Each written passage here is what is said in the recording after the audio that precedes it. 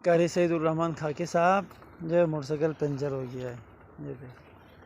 ये पैदल हम जा रहे और ऐसी जगह है जहाँ पर एक पता नहीं ये फैक्ट्री है, पता नहीं क्या है, इसके पास कोई दुकान शुकान, कोई महल, कोई इंसान, तो इंसान की ज़ात कुछ भी इधर नहीं है, सिर्फ खेत ही खेत है, गाँव भी नहीं है। अभी हमने पैदल तकरीबन घंटे का सफ़र करना है, अब हम लोग तो फिर हमें जाकर कुछ चीज़ मिल जाना है।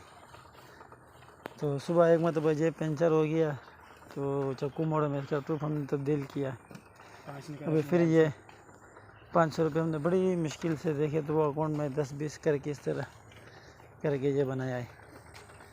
आप फिर भी हमारे साथ लड़ाई करते हो कि रोटी नहीं है। अब फिर पंचर होगा तो अब पैसे कोई नहीं है। अब फिर मोबाइल को देखा तो उसमें थोड़े से पैसे हैं, वो निकलवाने हैं।